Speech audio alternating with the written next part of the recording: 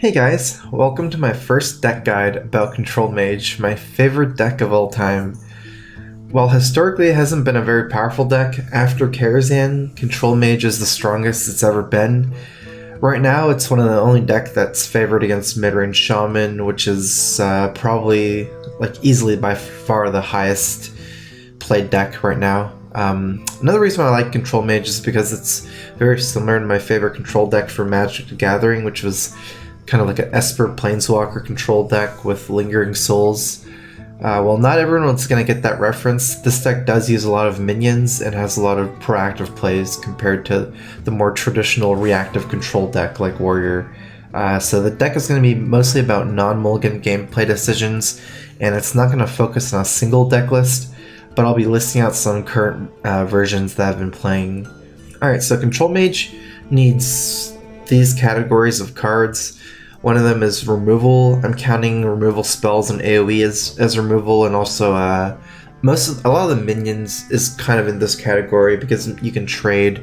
So stuff like Babbling Book, obviously Doomsayer, pretty much like all the minions below, say, I don't know, 5 mana or so.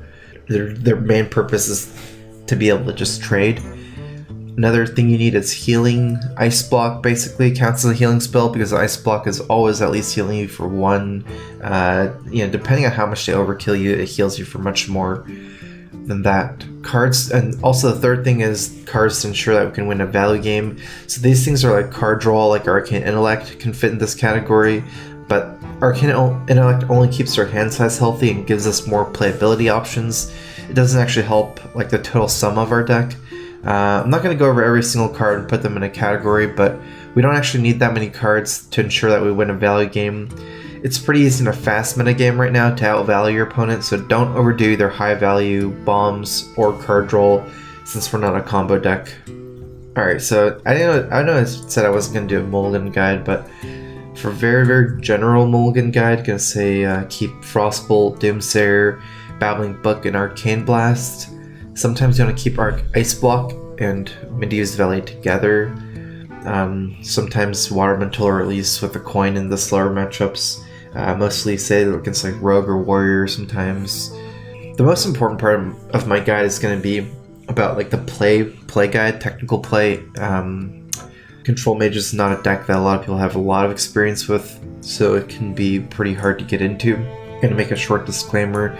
Some cards mentioned in the play guide aren't necessarily in every iteration of Control Mage. Like there's some Reno deck lists, some non-Renos, some that are using Blizzards. It's pretty...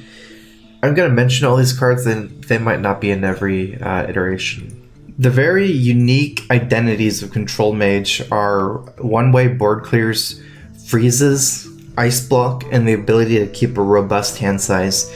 These are going to be the 4 sections I'm going to talk about in the technical play guide. So the first section is the one-way board clears part. Mage is the best area effect removal in the entire game at high mana costs, and it's the only class that has multiple very powerful AoE cards that only affect the enemy side of the board.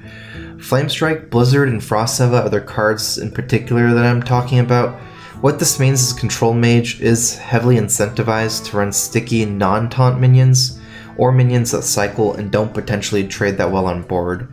When we start getting to high mana costs, every minion that is left up can potentially stay up after a Flamestrike or Blizzard, or help with removal after a Flamestrike or Blizzard. Another important thing about the playstyle of Control Mage is that because of the AoE freeze effects, minions that are left up can threaten to deal face damage while you freeze the enemy board, which can lead to some burnout styles of play versus decks with little or no healing. Another strong identity of Control Mage is the ability to freeze enemy boards. You should always plan ahead before using a freeze effect, because the moment the minions unfreeze, you still need to find a way to deal with them.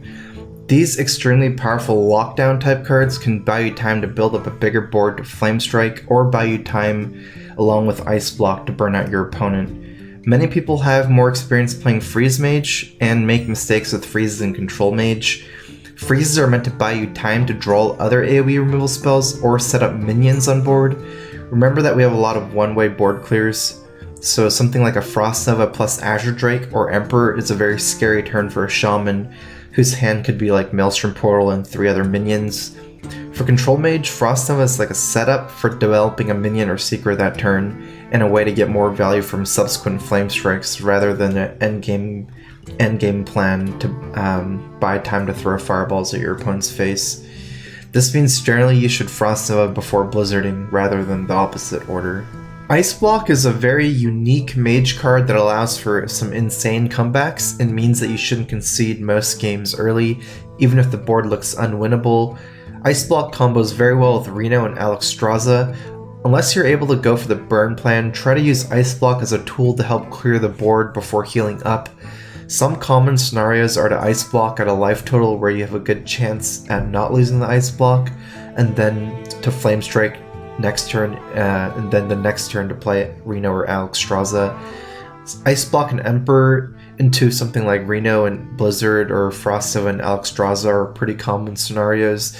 So ideally, Ice Block buys us a turn to separate our big AoE effects like Flame Strike and big healing effects like Reno or Alex, since we don't want to play Reno or Alexstrasza into a gigantic enemy board. The last section I'm going to talk about in the play guide is the ability for Mage to have a robust hand size. Control decks like Priest or Warrior have a hard time maintaining hand size and need to rely on the hero power to heal while allowing opponents to overcommit to the board before AoE. Mage has a different playstyle of spending almost all your mana every turn. We can't afford to take repetitive damage because our hero power doesn't heal. Cards like Arcane Intellect and Cabalist's Tome allow us to try to spend all our mana every turn. This means generally don't slow play to try to get more value from AoE. Tempo is very expensive for Control Mage and value is very cheap. Value comes more from deck building rather than gameplay decisions, whereas tempo is something that you have to fight for via game, like in-game decision making. So in most matchups, you're going to outvalue your opponent no matter how wasteful you play due to cards like Cabalist's Tome and Elise, and just having a higher mana curve. Doomsayer is best on turns where you have a tempo follow-up or on a turn where the enemy can't simultaneously kill your Doomsayer while developing more minions on board. This is one of my personal favorite decks, and I hope this guide serves as kind of a more fundamental playstyle guide rather than a mulligan and decklist guide. Hopefully by watching this video you can get a sense of what kind of playstyle you should have when playing Control Mage, and can use this kind of big picture overview to help direct your micro decision making process. Thanks for watching my first deck guide about Control Mage. I'll see you guys next time.